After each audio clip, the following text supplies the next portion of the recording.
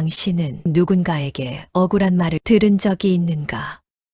열심히 일했는데 비난을 받은 적이 있는가? 진심을 다했는데 배신당한 적이 있는가? 그리고 그 순간 당신은 어떻게 했는가? 아마 대부분의 사람들은 두 가지 중 하나를 선택했을 것이다. 맞받아쳤거나 아니면 속으로 사귀며 무너졌거나 그 중간 어딘가에서 자신을 잃어버렸을 것이다. 오늘 한 남자의 이야기를 해보려 한다. 그는 평생에 걸쳐 인간이 받을 수 있는 거의 모든 종류의 상처를 받았다.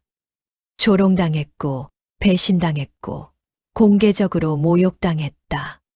사랑하는 사람을 잃었고, 정적들에게 짓밟혔으며, 자신의 나라가 둘로 쪼개지는 것을 두 눈으로 지켜봐야 했다. 그러나 그는 품위를 잃지 않았다. 그 사람이 바로 에브리햄 링컨이다. 우리는 링컨을 교과서에서 배운다. 노예를 해방한 대통령, 게티즈버그 연설, 남북전쟁의 영웅. 그런데 그 이야기들 뒤에 숨어있는 진짜 링컨을 아는 사람은 많지 않다. 비웃음을 받으면서도 앞으로 나아갔던 사람. 동료에게 면전에서 무시당하면서도 그를 끌어안았던 사람. 자신을 공격한 적을 오히려 곁에 두었던 사람. 그의 삶은 단순한 위인전이 아니다. 그것은 상처를 받은 후에도 인간으로서의 품위를 어떻게 지킬 수 있는가에 대한 가장 정직한 교과서다. 링컨은 1809년 켄터키의 통나무집에서 태어났다. 가난했다. 정식 교육을 받은 기간을 모두 합치면 1년도 채 되지 않는다. 어머니는 그가 9살 때 세상을 떠났다. 그가 사랑했던 첫 번째 여자, 엘럴리지는 22살의 나이에 죽었다. 그는 그 상실감을 평생 안고 살았다. 28살에는 신경쇠약으로 쓰러져 친구들이 그의 곁에서 칼과 면도날을 치워야 할 정도였다. 그렇게 바닥을 치고 또 쳐도 그는 일어났다. 그리고 일어날 때마다 더 단단해졌다. 어떻게 그럴 수 있었을까? 이 질문에 답하기 위해 우리는 링컨의 삶에서 가장 결정적인 순간들을 하나씩 들여다볼 것이다. 그리고 그 안에서 우리 자신의 이야기를 발견하게 될 것이다. 조롱받는 자리에서 배운 것. 링컨이 처음 정계에 발을 들였을 때 사람들은 그를 비웃었다. 말 그대로 비웃었다. 키는 190cm를 훌쩍 넘었고 손발은 어색하게 컸으며 목소리는 걸걸했다. 말할 때는 몸을 앞뒤로 흔드는 버릇이 있었고 옷은 항상 몸에 맞지 않았다. 언론은 그를 고릴라라고 조롱했다. 어떤 기자는 그의 외모를 묘사하면서 인류 역사상 가장 못생긴 얼굴이라고 썼다. 그것이 단순한 외모 비판에 그쳤다면 그나마 나았다. 더 심각한 것은 그의 능력에 대한 공격이었다. 1858년 링컨은 일리노이주 상원의원 선거에 출마해 당대 최고의 웅변가로 불리던 스티픈 더글러스와 7차례에 걸친 공개 토론을 펼쳤다. 더글러스는 하버드를 나온 세련된 정치인이었고 링컨은 독학으로 법을 공부한 시골 출신이었다. 많은 사람들이 이 대결을 구경거리 정도로 여겼다. 그런데 이상한 일이 일어났다. 링컨은 지지 않았다. 아니, 어떤 면에서는 더글러스를 압도했다. 그의 말은 화려하지 않았지만 정직했고 깊었으며 사람의 가슴을 건드렸다. 그는 복잡한 개념을 단순하게 표현하는 능력이 있었다. 그것은 천재성이 아니라 오랜 시간 혼자 책을 읽고 생각하며 갈고 닦은 능력이었다. 결국 그 선거에서 링컨은 졌다. 당시 상원의원은 주의회에서 선출하는 방식이었고, 더글러스 측이 의석을 더 많이 확보했기 때문이다. 패배였다. 그러나 그 토론은 링컨의 이름을 전국에 알렸다. 2년 후 그는 미국 대통령이 되었다. 여기서 우리가 배워야 할 것이 있다. 링컨은 패배를 부정하거나 회피하지 않았다. 그는 패배를 그대로 받아들이고 그 안에서 다음을 준비했다. 그리고 그 준비는 조용하고 묵묵했다. 그는 조롱에 맞불을 놓지 않았다. 누군가 그의 외모를 비웃으면 그는 오히려 그 비웃음을 유머로 받아쳤다. 한 번은 어떤 사람이 그에게 말했다. 당신은 두 얼굴을 가진 사람이요. 링컨은 대답했다. 만약 내가 두 얼굴을 가지고 있었다면 지금 이 얼굴을 쓰고 다니겠소. 그것이 링컨의 방식이었다. 상처를 가볍게 만들되 무시하지는 않는 것. 비웃음을 무기로 쓰지 않는 것. 그리고 어떤 상황에서도 자신이 누구인지를 잊지 않는 것. 그는 어릴 때부터 가난과 결핍 속에서 살았다. 그 결핍이 그를 유약하게 만들 수도 있었다. 그러나 그는 그 결핍으로부터 오히려 강인함을 배웠다. 남들보다 더 많이 읽었고 더 깊이 생각했으며 더 오래 버텼다. 조롱은 상처를 준다. 그것은 사실이다. 그러나 조롱이 당신의 방향을 바꿀 수는 없다. 그것을 허락하지 않는 한 말이다. 적을 곁에 두는 용기. 1860년 링컨이 대통령에 당선되었을 때 그의 내각 후보 명단을 본 사람들은 고개를 저었다. 그 명단에는 링컨에게 공개적으로 적대적이었던 인물들이 가득했기 때문이다. 국무장관으로 지명된 윌리엄 수어드는 공화당 경선에서 링컨의 가장 강력한 경쟁자였고, 자신이 대통령이 되어야 한다고 확신했던 사람이다. 그는 링컨을 한낱 시골뜨기 변호사로 여겼고, 공개적으로 그를 무시하는 발언을 했다. 재무장관으로 지명된 세먼 체이스 역시 경선에서 링컨과 맞붙은 인물이었고, 링컨 당선 후에도 끊임없이 자신이 더 나은 대통령이 될 수 있다고 생각했다. 법무장관 에드워드 베이츠는 링컨보다 자신이 훨씬 더 능력 있다고 여겼으며, 국방장관 사이먼 캐머런은 링컨의 정치적 결정들에 사사건건 반대했다. 왜 링컨은 이 사람들을 선택했을까? 측근들은 말렸다. 당신을 반대했던 사람들을 왜 권력의 중심에 앉히려 하느냐고. 그들이 내부에서 당신을 흔들 것이라고. 그러나 링컨의 대답은 단호했다. 나는 이 나라에서 가장 뛰어난 사람들이 필요하다. 그들이 나를 싫어한다고 해서 나라가 그 능력을 쓰지 못하는 것은 용납할 수 없다. 이것이 링컨이었다. 자신의 감정보다 목적을 앞에 두는 사람. 개인적 상처를 국가적 판단보다 우선하지 않는 사람. 그러나 현실은 쉽지 않았다. 수어드는 처음에 링컨을 자신이 조종할 수 있는 꼭두각시로 여겼다. 취임 직후 그는 링컨에게 무례할 정도로 직접적인 메모를 보냈다. 대통령이 정책을 결정하지 못하고 있으니 자신이 그 역할을 맡겠다는 내용이었다. 사실상 대통령에 대한 도전이었다. 링컨은 화를 내지 않았다. 그는 조용히 수어드에게 답장을 썼다. 정책의 결정은 대통령의 권한이며 그 책임도 대통령이 진다. 그러나 당신의 능력이 필요하다. 함께 일하자. 그 한 통의 편지로 링컨은 상황을 정리했다. 권위를 지키면서도 상대를 내치지 않았다. 수어드는 결국 링컨의 가장 충성스러운 동료 중 하나가 되었다. 훗날 그는 링컨에 대해 이렇게 말했다. 나는 그 어떤 사람보다도 링컨이 이 나라의 가장 적합한 지도자였다고 생각한다. 사람은 자신을 존중해 주는 사람 앞에서 변한다. 링컨은 그것을 알았다. 그리고 그 알을 행동으로 옮겼다. 체이스는 더 까다로운 경우였다. 그는 재무장관으로 일하면서도 끊임없이 링컨의 뒤에서 정치적 움직임을 했다. 다음 대통령 선거에서 링컨을 밀어내고 자신이 나서려 했다. 이 사실을 링컨은 알고 있었다. 그래도 링컨은 그를 해임하지 않았다.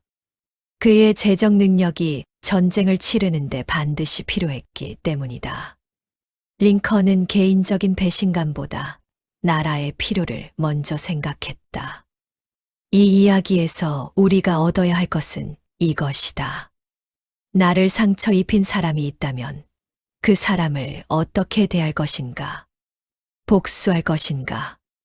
무시할 것인가? 아니면 그 사람이 가진 가치를 인정하고 함께 나아갈 것인가?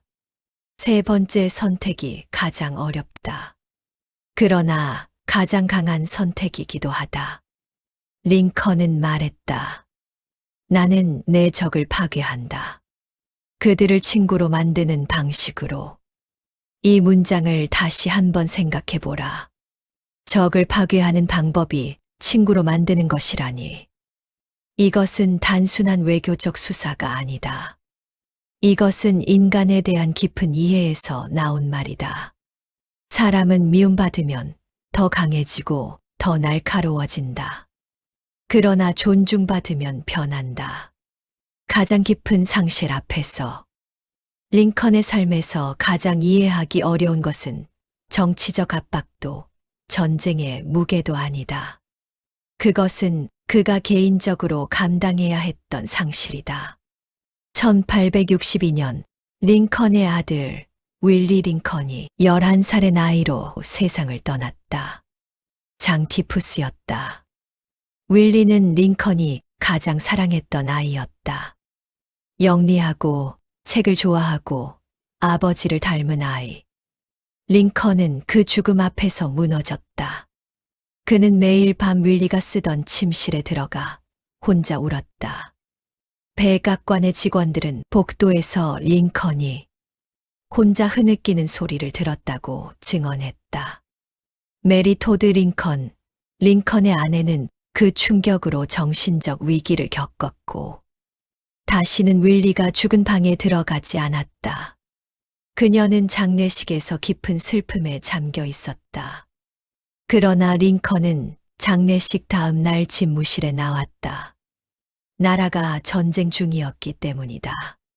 전장에서는 매일 수천 명의 병사들이 죽어가고 있었다.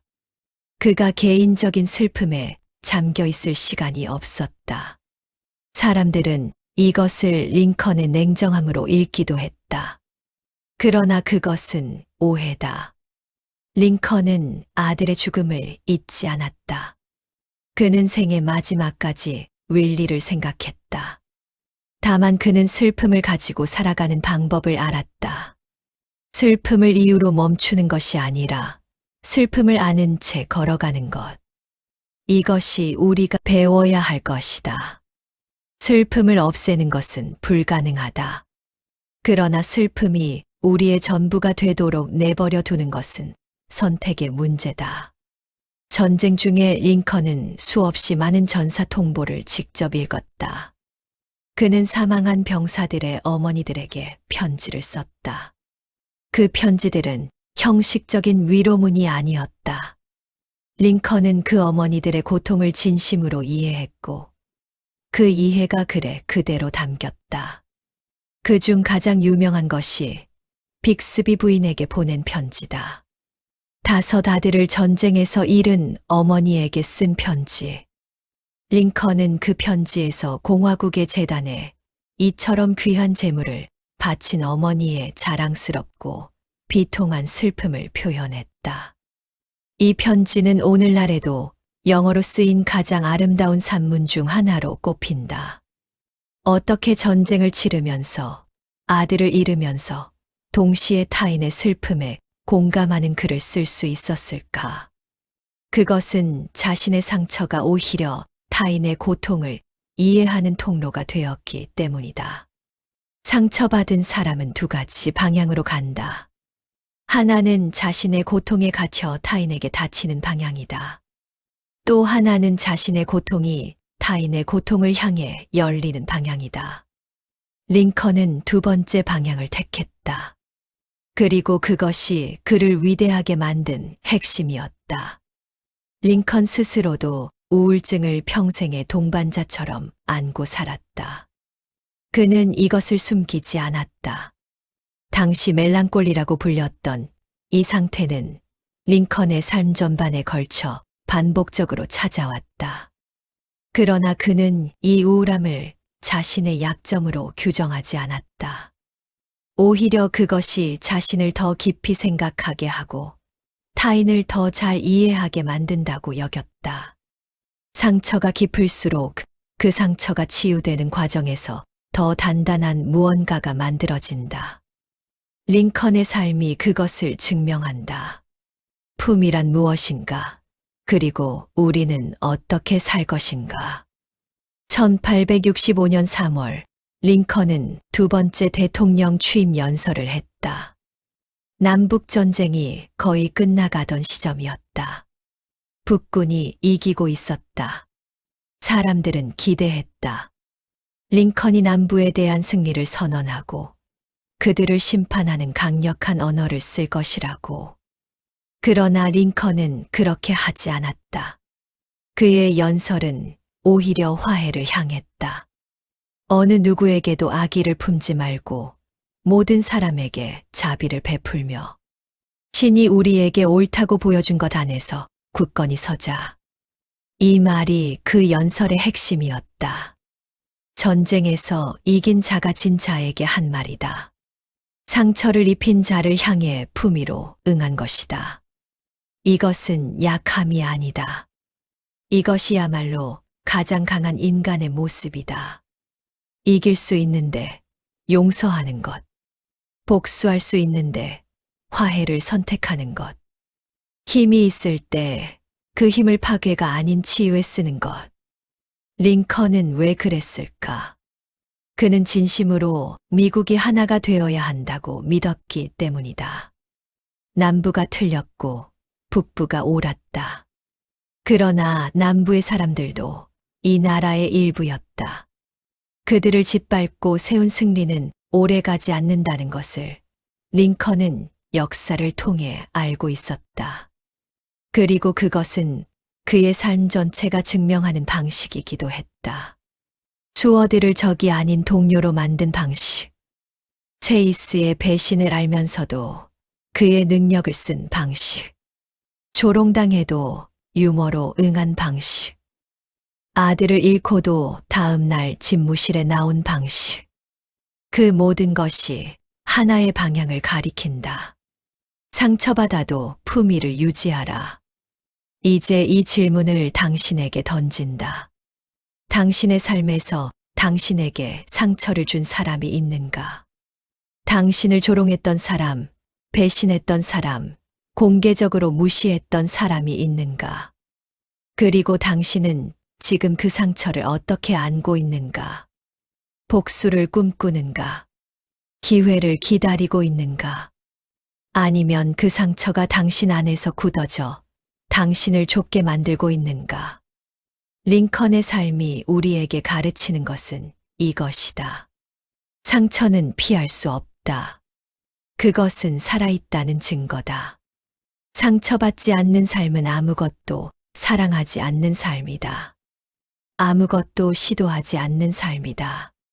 그러나 상처를 어떻게 가지고 가느냐는 우리의 선택이다. 분노로 가지고 갈 것인가? 아니면 이해로 가지고 갈 것인가? 파괴로 가지고 갈 것인가? 아니면 성장으로 가지고 갈 것인가? 품위란 무엇인가? 그것은 거창한 것이 아니다. 화가 날 때 함부로 내뱉지 않는 것이다. 억울할 때 억울함 그 이상을 보는 것이다. 상처받았을 때 그 상처가 나를 정의하도록 내버려 두지 않는 것이다.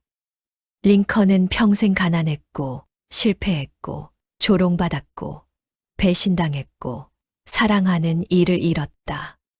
그럼에도 그는 마지막 순간까지 이 나라를 사랑했고, 적이었던 사람들을 끌어안았으며, 더 나은 내일을 믿었다. 1865년 4월 14일 밤, 포드 극장에서 총을 맞은 그는 다음 날 아침 생을 마감했다. 그의 마지막 말이 무엇이었는지는 정확히 알려지지 않았지만, 그가 죽기 며칠 전 꾼 꿈에 대한 기록은 남아있다. 그는 배를 타고 빠른 속도로 어딘가를 향해 가는 꿈을 꾸었다고 했다. 그리고 그 꿈은 항상 좋은 일이 일어나기 전에 찾아왔다고. 링컨은 자신의 죽음 앞에서도 품위를 잃지 않았다. 우리가 링컨처럼 살기는 어렵다. 그만큼 깊이 상처받고 그만큼 높은 자리에서 그만큼의 책임을 지는 삶을 대부분의 우리는 살지 않는다. 그러나 그의 방식은 배울 수 있다. 조금 더 늦게 화낼 것. 조금 더 오래 들을 것. 나를 비웃은 사람도 그 사람 나름의 이유가 있다는 것을 기억할 것. 내가 오를 때일수록 더 조심스럽게 말할 것. 그리고 가장 상처받은 순간에 스스로에게 물을 것. 지금 내가 하려는 말과 행동이 나를 어디로 데려가는가? 상처는 사라지지 않는다. 그러나 상처 위에 무엇을 쌓느냐는 우리가 결정한다. 링컨은 말했다. 내가 걷는 속도가 느릴지 모르지만 나는 절대 뒤로 걷지 않는다. 앞으로 걷는 것. 느리더라도 앞으로. 상처받았더라도 앞으로. 품위를 지키면서 앞으로. 그것이 링컨이 우리에게 남긴 가장 위대한 유산이다.